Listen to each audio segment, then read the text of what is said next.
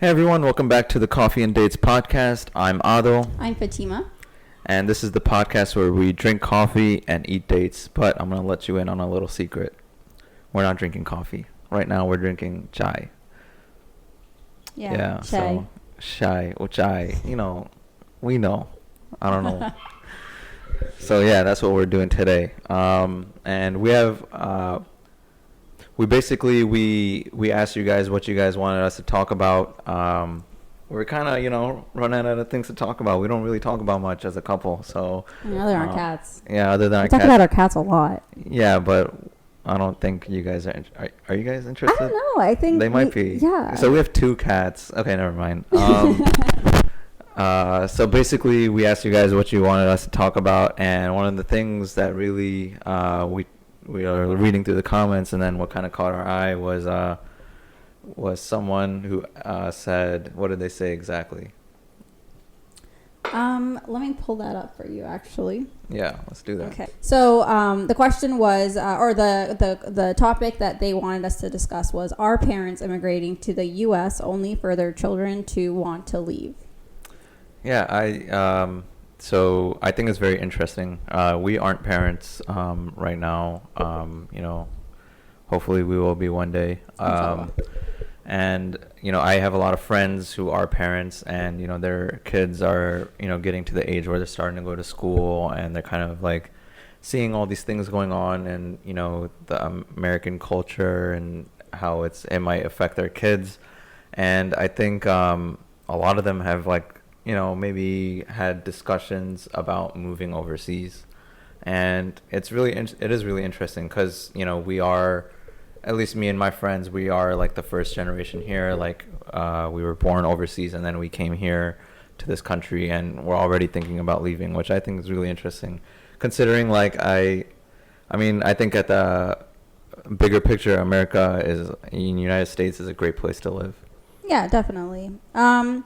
I think it's seen as like a Band-Aid solution for a lot of issues that we have in this country. There are things that are very it's opposing to our religion, so our response to that, instead of okay, we need better education about this, we need to kind of have a consensus as an ummah on how to react to this kind of stuff. It's let's just go overseas. It's just so much easier. Let's not beat around the bush, and let's just say it it's the LGBTQIA plus stuff that that's one part of it, and I think that is. Well, what are the other parts? Well, okay, because the unique thing about that though is that it's not something that has been an issue that they even are comfortable with addressing, if that makes sense. Because I think another thing is the whole I don't want my child to grow up in this kind of culture where they move away from your parents at such a young age, they don't respect elders, blah blah blah, they drink, they smoke, they date and stuff. There's a lot of reasons why people want to move overseas. Yeah. But I think this one is a unique one in that this has not been something that, well, number one, in society, it wasn't, I don't know how to explain it. You can tell everyone, that oh yeah, I don't let my kids drink or whatever, regardless of the age, or, there's a lot of things you can say and just be okay with it because, people would understand where you're coming from. But in this case, it's you can't, you're not allowed to say that kind of stuff, So I think that's what the fear is with being in America is oh, this is a country that's not letting me even say my actual opinion or my belief on things.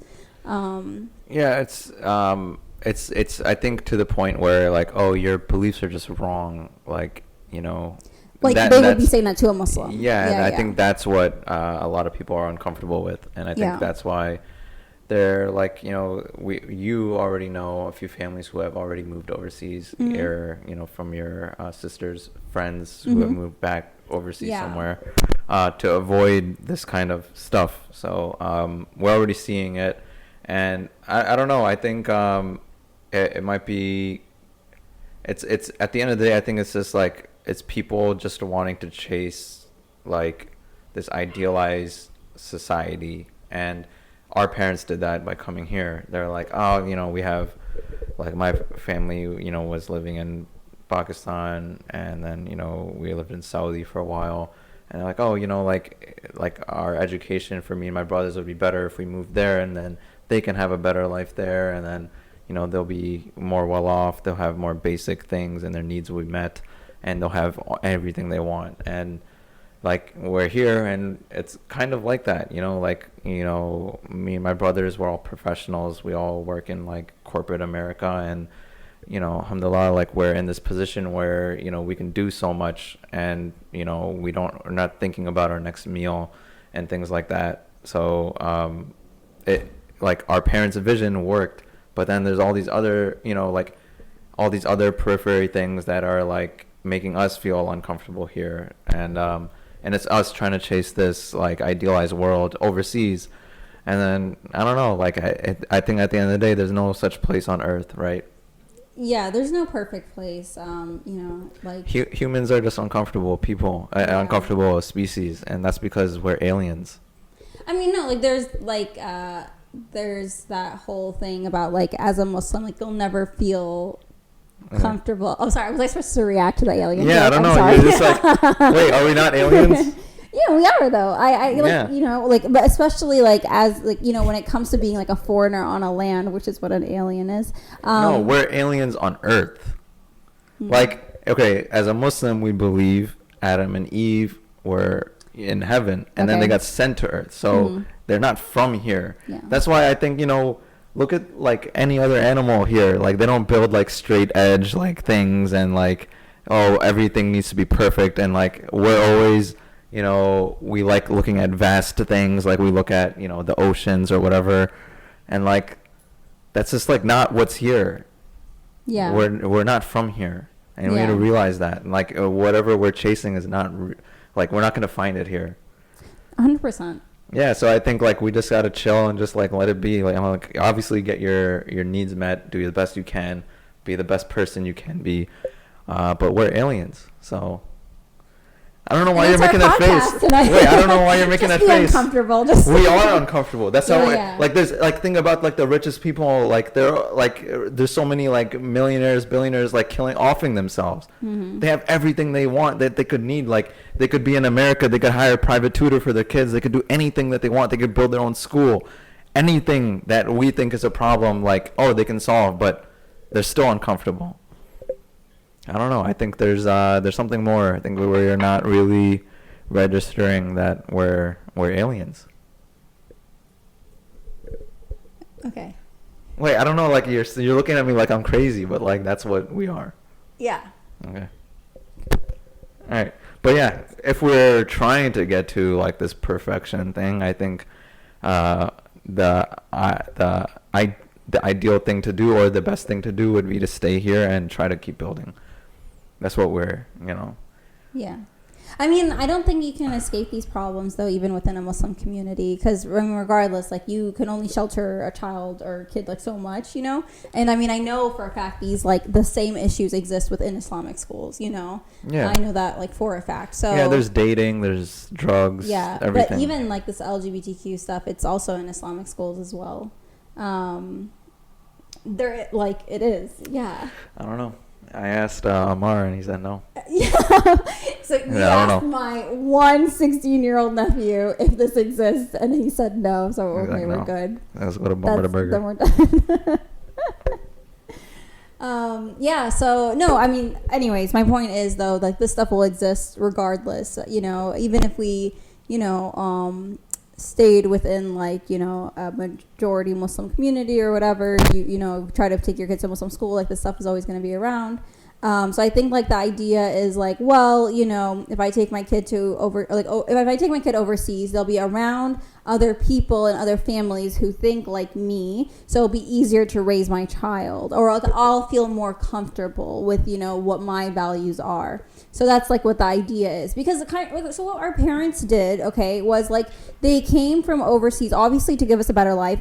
To be fair, a lot of them also came because they were fleeing a war, and I think that's something that we have to differentiate between different ethnicities of Muslims. And I think like we don't recognize it enough. Like it's it's something that you can even see in terms of like I feel like success within different Muslim communities is like I mean like there is a clear differentiation with the people who got to come here because you know they had the opportunity to or they had the money to versus the people that came here because they were fleeing a war, and those are two very different situations. And so a lot of those people, you know, like they that like America wasn't their end goal, you know, like America was to just flee. It's like a pit stop. Yeah, it was like, you know, and as soon as my country gets better, I'm gonna go back, you know. So like that's one thing, but also like even the families who, you know, were like, oh, we're gonna come to America for a better life, we're gonna put down roots here, all this stuff, they still held on so strongly to like, you know, their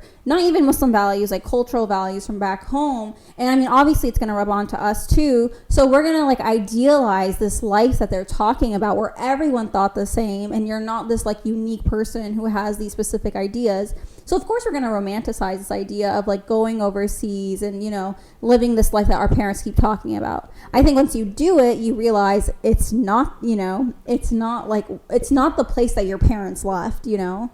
Yeah. And I think like, globalization is a real thing. I mean, like people are watching American movies. They're, you know, looking at Western culture as like this thing to like emulate. And yeah, I don't know. I think it's just like we just think that something else is better. The grass is always greener on the other side. Definitely. You know? So like we're looking at like, oh, like, you know, I'd love to go back to Pakistan, or, you know, I'd like to go to Egypt or whatever, and when you get there you'd be like, oh man, like, yeah, like, you know, it has those certain aspects that are good. Obviously every place has good. The masjid is across the street. Yeah, like you hear the adhan everywhere, all and food like is halal. Yeah, but then like you're like, oh, I miss like that thing about America or the United States. So yeah, I mean, I don't even think it's that. I think like, you know, these countries really have like progressed to like you can have a very, very good life to like you don't miss anything that really America can give you, but it's more that you realize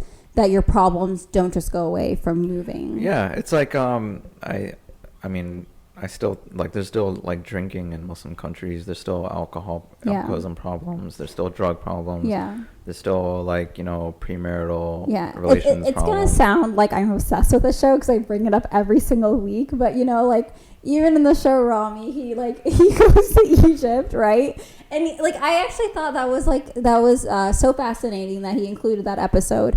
Because, you know, he was doing what we're talking about, actually. He went overseas because he was trying to find himself. He was trying to find his religion. He wanted that, like, reset. And he realized you can't just, like, go across the pond and, like, all that stuff goes away. All that stuff still exists, even overseas, you know? So I thought, I mean, that's a pretty good episode to show, like, you know, sometimes we can have a culture shock going back to our, like, you know, homelands, too, or mother countries. Yeah. But I think like if you go, like in the show he was visiting, you know, family or whatever. But if you go to a country where you don't know anyone, you can chase after what you're looking for more. I think when you have family there, you're kind of stuck in like a bubble. Like, oh, like I have to visit these people, and then when you visit them, like, oh, like they're like just like people in America and stuff like that. Yeah. But yeah, I don't know. We can stop talking about that show. Yeah, we need to stop. Yeah, that show is not good. No, I'm just kidding. Yeah. One of the things about going overseas that people, I think, have that, like, you know, culture shock with is the whole idea of being conservative Muslim overseas is very different than it is here. So, like, what I mean by that is, like, when you, of course, like, this is, you know, going to be very...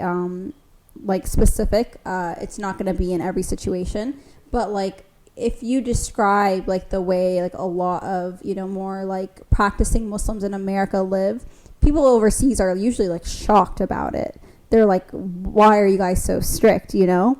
I mean, even like from my experience, like I've noticed, like I feel like people here like take even going to Jama'ah, like the men take going to Jama'ah so much more seriously than, you know, overseas, or like they'll take going to the masjid so much more seriously than, you know, because like when you are overseas, it's like a masjid is every corner, so you kind of start taking advantage of it and stuff, and it's not even registering with you anymore. So I thought that's pretty interesting. Is Yeah, that but that's still like a very small minority of Muslims in America, I think. I mean, yeah, obviously it exists, yeah. and we like, we know people like that, but I still think it's a very small minority, Mm. and that's not always the case. But yeah, I think going to like another country that's like Muslim majority or has a lot of Muslims, not going to solve your problems. That's I think that's what we're getting at. But I do want to talk about something. I don't know if you want to dig into it, but maybe we can make this into like a two discussion episode. But okay, so aliens. No. I wanted to talk Hey, about. it's beep. Oh no, that's fine, right? Sorry. So you were talking about how a lot of the Muslims in America are from immigrant families. They came here, you know, seeking certain things. So you said that there are people from certain areas that were fleeing a war, and there's other people that may have been seeking an opportunity in America, and those two situations are very, very different. Like I don't know. I think maybe we should dig more into that. Like, can you give like an example of like a community in like a Muslim community in America that's like those two different? Yeah. So I mean, I feel like a easy example for me is like the Somali community. I feel like people within the Somali community, mashallah, like they've gone very integrated and everything. Like many have like had insane accomplishments, but when you look at the majority as a whole, like, and when it comes to like education levels and like income levels and everything, if you compare it to like the maybe the Syrian population or the the Pakistani population, you're gonna see a clear discrepancy there. But it's like then Syria is like There are like different stages. Yeah, of there were different immigration. stages, obviously, of Yeah. immigration of Syrians and stuff, right? But before the war, it was usually the people with the money or the people with education who were like able to get visas here to study or do residency and all this stuff. So there's a clear difference between that, right?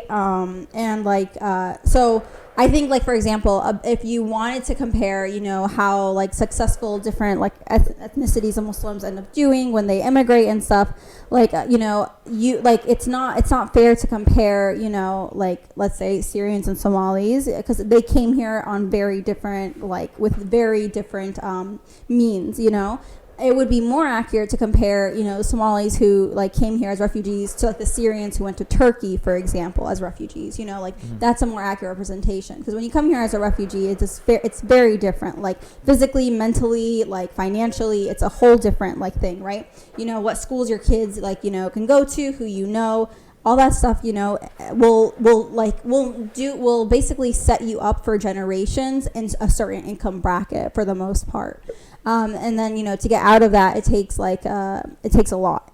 So I guess, I don't know. I just feel like that's something that we're not like, it's like, you said, I don't remember when you said this, but you were like, oh, 1 in every like 20 Muslims. 1 in every 22 doctors are Muslim. Yeah, and I guarantee you, like 95% of those come from like 2 ethnicities. You know what I mean? And there's a very clear reason for that. Another example is like Bosnian. So like we lived in St. Louis, and it was a huge Bosnian population. They also came as refugees. So like their income level and everything as a whole ends up being very similar to to other refugee populations. So it's just something that I've like thought about a lot, and there's just a very, very clear difference with how you come to a country can sometimes like affect affect your family for generations. Yeah, no, I think it's you mentioned that to me before, and I think it's very interesting because I think it kind of led to a lot of racism within the Muslim community. 100%. So yeah. like there will be like Indian, Pakistani Muslims in America who are like they might be well off because they came with like professional degrees and Yeah. like they're working professional jobs, they're Yeah. making good salaries, and then they look at like they'll look at like the Somali Muslim community in America, and they're like, wait, like why we were able to get it we did together. it, why Yeah. are they not doing it? Why Yeah. are they like why are they messing around like this? Like, is it because they're like black? And I think that's just like it kind of like it really, it's like a confirmation bias thing. Confirmation bias, like, but like we know that's not the case, right? But Yeah. like I think when like when it was happening, no one was realizing what's going on. Mm-hmm. Oh, why are the Bosnians like, you know, like not doing well? Why is this stuff like? And then the Muslim American community becomes more and more divided that way. But I think, you know, if everyone is looking at everyone's situation differently, as in like, okay, you know, just because we came from a different country doesn't mean that we came under the same circumstances. And I think differentiating that is very important, like you said. And I think once we do that, there'll be a better understanding of like of us as a community and Muslims in America. Like, okay, like we can help each other out, we can understand our differences, and, you know, work together, rather than like, oh, you know what, like we don't want these people to come to our masjid, so let's build another one a few blocks away. So yeah, no, definitely. Or I don't want my kids interacting with these kids because like they don't seem like, you know, education oriented, or these families don't seem to care about this kind of stuff. And yeah, it makes a huge difference. I feel like it's just something to like, you know, really be aware of. And I think, you know, we should be putting like more efforts into like promoting, you know, certain ethnicities who are like very, very underrepresented in fields. We should, you know, put more efforts into like actually helping them out, because, you know, it only takes like one kid in the family to like be able to get that whole family out of poverty. So yeah, like, I think we were discussing it, like you were giving advice to someone trying to get into medicine. They came from a family that like no one's ever even been in any college before. So they were like looking at this completely brand new. It's completely different versus than what, like, you know, you may have saw when you were. Yeah. No, like I think the reason I'm able to see it so differently is because, you know, like, so my family, like they came from Somalia as refugees, but my dad was educated, so he was able to get the job and everything like very fast, right? And he was able to kind of like transfer all those skills here. So that kind of gave us like a huge head start. But like, you know, because like that was the community my family knew, they still like, you know, like even though we always lived in the suburbs, we always like would visit the city kind of thing, right? Because that's like that's who they knew, or like that's the masjid that they were most comfortable with. Yeah. And like, so, I think like your family like definitely went out of their way, like especially your mom went out of her way to you know, help people who were, you know, in underprivileged situations. And I think that's like, you know, what we have to do as a community is like understand, like, I mean, your family, like, you know, you said like your dad came with an educated background, so but he still understood like, oh, these, like, my community doesn't have what I have, so like, yeah, you know, yeah, like I think we were just like hyper aware of like what the difference was, you know, like they're like it only took like what my dad having like a master's for us to make that huge difference, you know. And like, you know, and because like, you know, I went to like that public school that gets more funding, like I was exposed to more opportunities. I was exposed to kids who did ACT prep. So then I understood, oh, ACT prep is a thing, and then so on and so on. And, you know, now I'm a doctor, and I don't think I would have had that opportunity if like, you know, we like stayed in, even like honestly, like even if we just like lived in a different part of America, I feel like my life would have been so different, you know? So it's just like, that's all it takes. So like, who am I to be like, oh, like as a professional, like if anyone's not a professional who's my age, like I was able to do it, so like why can't you, you know? Because it's like, there's just such a difference in like your experience, you know? Like upbringing means so much. And yeah, there were a couple comments on our Instagram that were kind of long. It took me a couple of days to read, but I think we're gonna respond to it live. So Silent Factory said, I think it was on your clip, it's not at all about the women making more money. It's about the perceived attitude some Muslim might express towards their husband. A Muslim woman has no obligation to contribute to the family income. Hence, the man on a smaller income inevitably is placed in a position of, you are the man, but whatever you do won't ever be good enough. It's the attitude of some Muslim women that must change. Their husband does whatever he can for some women, it will never be enough. It's their right to study, it's their right to work, and it's their right to keep every penny they make for themselves. It's also their duty to respect their husband. That's what this is about. Yeah, I mean, he's not wrong. But, like, you know, I think what you were getting at was, I think if everyone listened to the full episode, that's what you were getting at. It's not that, like, oh, just because, you know, a woman makes more money that she shouldn't respect the husband. That's a given. And, you know, it might, like, it is, like, I think that's a good, like, you know, check on any Muslim woman who is making more money than their husband, is like, you still have to respect your husband. And, yeah, I don't think there's anything wrong with what he said. Yeah, I think, I mean, someone who's going to, like, act like that, it's not going to change how much money you make anyways, you know? Like, that same person, regardless of, like, if she made, like, you know, 6 figures or not, if she was a stay-at-home mom and that's what she decided to do, and, you know, you made, like, a lot more money than her, she would still think of everything you do as not being enough, and that definitely exists, you know. Yeah, but that's a personality trait that is not. Okay, but then I think you're saying that money doesn't change people, which I think in fact it does a lot. So I think he's right. So you have to be always checking yourself when it comes to that. If you're a woman and you're making more money than your husband or whatever, or you just start making more money, like, you need to check yourself, like, okay, like, he's still the man, I still need to respect him. And yeah, so on and so forth. Yeah, no, there's a reason why, like, you know, there are, like, Islamic duties and stuff, and I think those exist for a very good reason. And then, you know, like, one of the things is, like, that's why a man has to provide and, like, you know, like, provide, like, you know, everything for the wife, because then, you know, then you're in a situation where it doesn't even matter how much the woman really makes, because you're living off the husband's income anyway, so it doesn't, like, your lifestyle has nothing to do with him, you know. So yeah, I think it can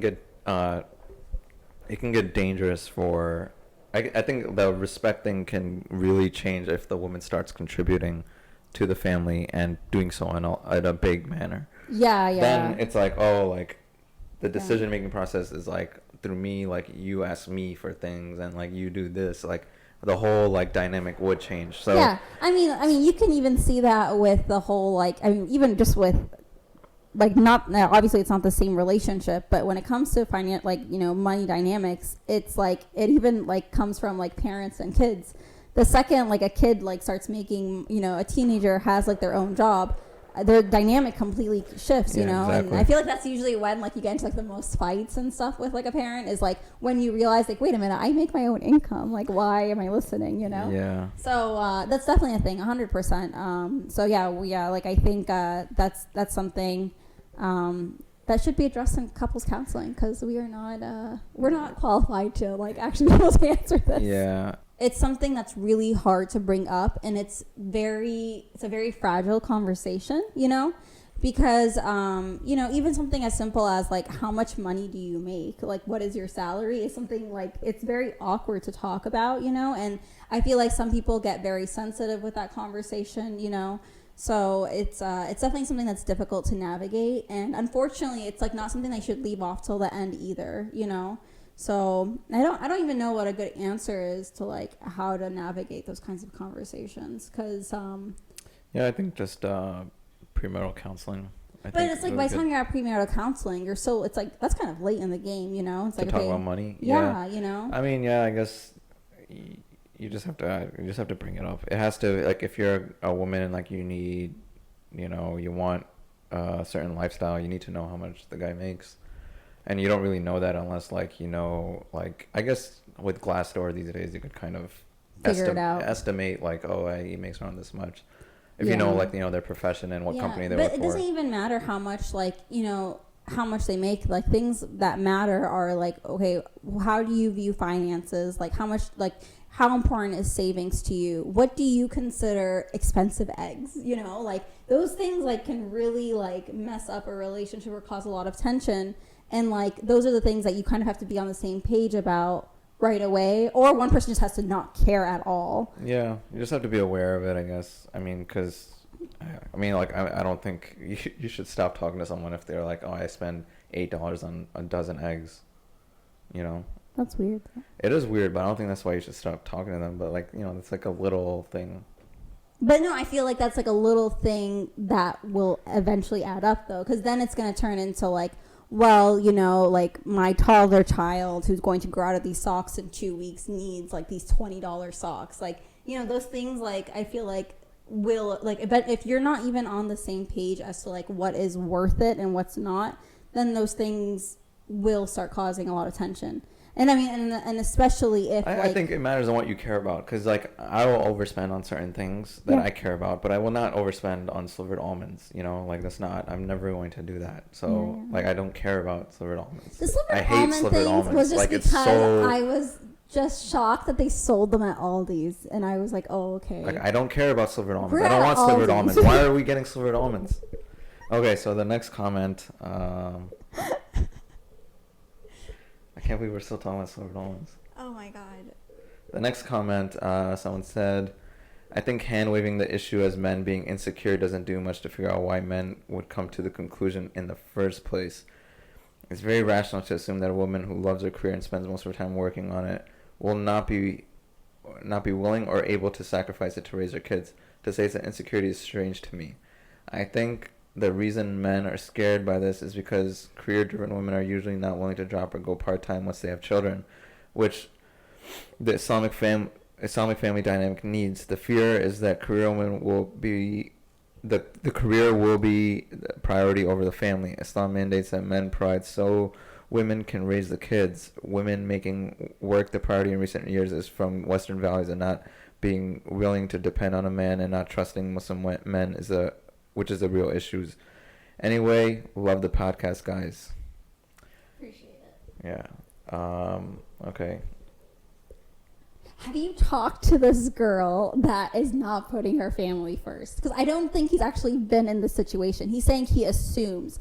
The fear is, the assumption is. There are women like that. But like, that's what he's saying. But that's oh what my he's God, I'm saying. not gonna yell. So, I'm not gonna yell this time. So I'm not yelling I this time. think. But when have you talked to this person? Have you? I have not, but maybe. Has this person? I don't think so. Who knows? Like, I think he could say like a much more specific example. Instead, he's like, "Oh, the fear is, the concern is like." It's the fear of it. It's not. He's saying, "Oh, I've experienced." But where is that person though? Like, why? Like, when have you talked to that person? There are very career-oriented people in this country. So like. No, but you're saying career-oriented means not putting their family first. But like, have you talked to this person? You know. Because I think like they're putting this, you're like, this person could be potentially missing out on someone he would have like an insane connection with, because he's like, oh, she's probably not going to put her family first because she makes like, you know, she has this job or whatever, and she's not going to want to like, you know, go part-time or whatever. It's like, you don't know any of this. You're just assuming. I think he's saying that's what the fear is. And he's right. There could be a fear, but you need to be able to talk to the woman. Like, not every woman is like that. Not every person is like that. Even men who are career-oriented would always put their family first if they, for some reason, had to step away from work. So, it's just like, you just have to address it. If you meet a career-oriented woman, doesn't mean that she's not willing to step away from work or she's not willing to put her family first. So, I think the fear is there. It's fine, but it's not like, you can't paint a broad stroke over it. You need to talk. Everyone is different, so you have to talk to them. I know like women who have like do not work, who will not put their family first. Like you and I both know specific situations where someone will put their own like wants and like desires over like their kids, you know. So like that's a inherent personality thing though. That has not like I don't even think there's a correlation with that. There's just people who will not put their family first. And then there is a whole separate category of people who have, like, you know, certain jobs. Neither of us have data on this. I'm just saying that there is a fear, and he's right. There is a fear, but the thing is, I just think we have to be very careful though when it comes to these. He's not wrong. I'm saying the way to be careful, what you're saying, is to just talk to people. Yeah. Be like, okay, like, oh, you work at this. And don't assume. Don't go into assuming. You work 60 hours a week right now, but like, how is that going to work? How's that going to work when you have a kid? Yeah. Like, and then like, maybe the person will be like, you know what? I've been planning this for the last few years. I know I have this gap year, and that's when I want to have kids, because I would have the most amount of time with this, you know, whatever. It's like people actually do think about this kind of stuff. Yeah. Okay. So that's good. Yeah. Anyways, yeah. That's Yeah. I think that's good. I think we'll stop there. If you guys have any other comments, just like leave them.